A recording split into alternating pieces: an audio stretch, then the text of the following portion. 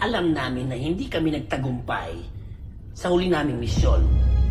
Pero, sisiguraduhin namin na sa susunod, tatalunin na namin ang Voltes 5. Hindi mo gagawin yan dahil hindi yan ang utos sa'yo. Baron Sutter, malinaw naman ang misyon ko. Hayaan ko na lang ang mahal na Jomfrey ang magsabi sa'yo kung anong iyong tunay na misyon.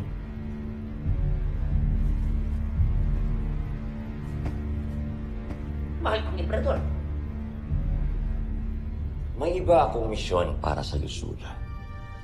Gusto kong subaybayan mo ng maigi ang mga gagawin ni Zardos at ibabalita ko ito sa akin.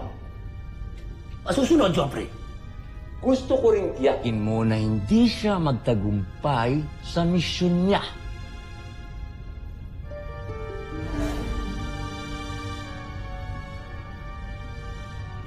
Patawarin niyo ako.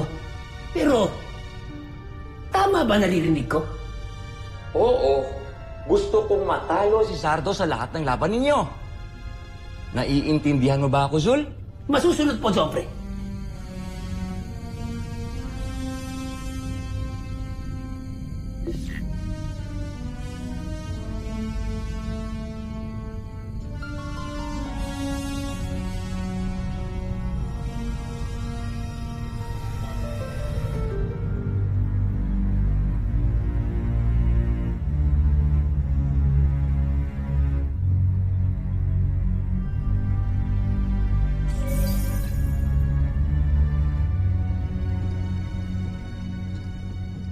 Joffrey, may kailangan kayong malaman.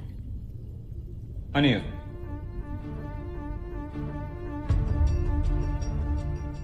Sinungalingan! Isang malaking kasalanan na magsalita ng masama sa Emperador. Ngunit totoo ang sinasabi ko, Joffrey. Dinig na dinig ko ang usapan nila. Huwag mo kong pilitin, Sandra. Pwede kitang patayin ngayon dahil sa mga pinagsasabi mo. Kung yan ang gusto nyo.